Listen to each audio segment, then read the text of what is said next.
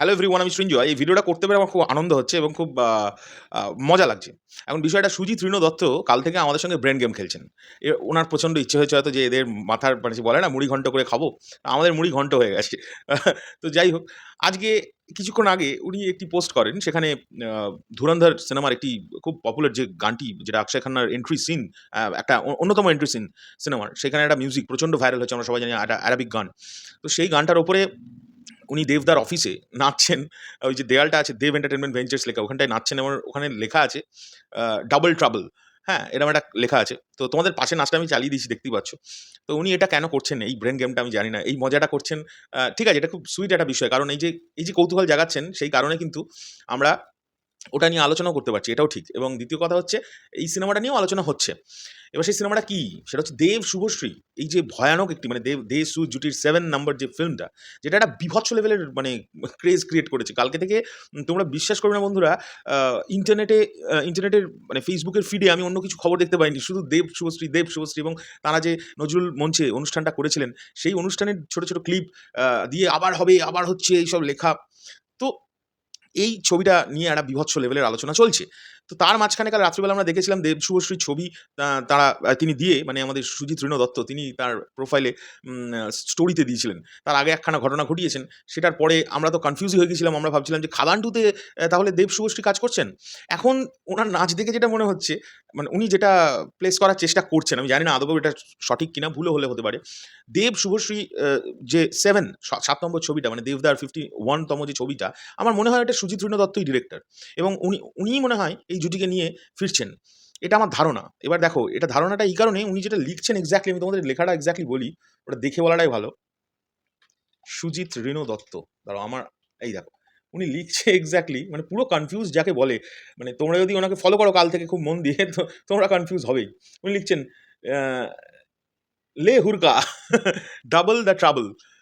তা এই কথাটার মানেটা উনি বলতে চাইছেন স্বাভাবিক। দেবদার সঙ্গে কাজ করা একটা, আমি ট্রাবল এই কথাটা বলতে চাই না, পজিটিভ ওয়েতে উনি লিখছেন। একেই দেবদা, তার সঙ্গে শুভশ্রী। তো একসঙ্গে মিলে ডাবল ট্রাবলই তো। তো তারপরে উনি লিখেছেন জয়গুরু।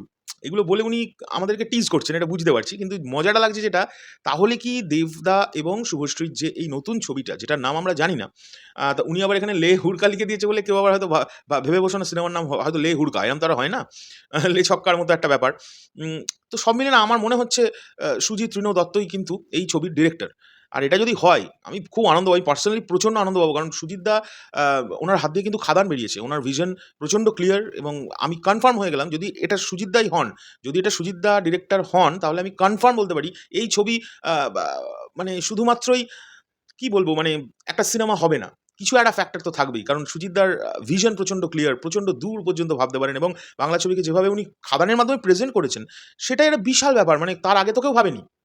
সো সেই জন্যে যদি হয়ে থাকেন সুজিত দা ডিরেক্টর, তাহলে অল দ্য বেস্ট।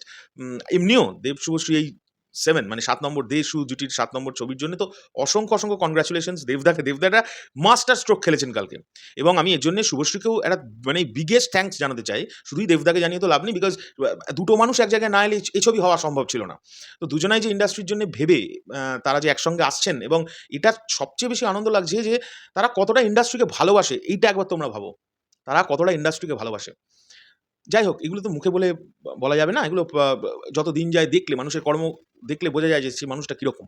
তো এই দুজনার প্রতি না একটা রেসপেক্ট আলাদা রকমের বেড়ে গেল এবং আমি ড্যাম সিউর এই ছবিটা যখন দুর্গাপুজোয় আসবে না, আমি বেশি কিছু ভাই বলতে চাই না, কারণ আবার নেগেটিভিটি বলবে অনেকে অন্য ছবি নিয়ে। আমি এটুকুনি বলতে পারি যে এটা না একটা অন্য হাইপে থাকবে। সেটা কালকে ফিল করে গেছি আমি। সেটা কালকে ফিল করেছি, সেটা নজরুল মঞ্চতে ফিল করেছিলাম, সেটা ধূমকেতু রিলিজের সময় ফিল করেছি। মানে ও বাবা গো! ওটা কি ছিল? যাই হোক, তোমাদের কি মনে হয় একটু বলো তো? আমার তো দৃঢ় বিশ্বাস মনে হচ্ছে, দৃঢ় বিশ্বাস বলাটা ভুল। আমার মনে হচ্ছে সুজিত দাই এই ছবির ডিরেক্টর। কিছুদিনের মধ্যেই ঘোষণা উনি করবেন আমার মনে হয়, বা দেবদা করবেন। দেখা যাক, দেখা যাক। আর যদি সুজিত দা এই ছবির ডিরেক্টর হয়ে থাকেন, তাহলে আমারও মন বলছে যে নীলায়ন দাই মিউজিক ডিরেক্টর হবেন।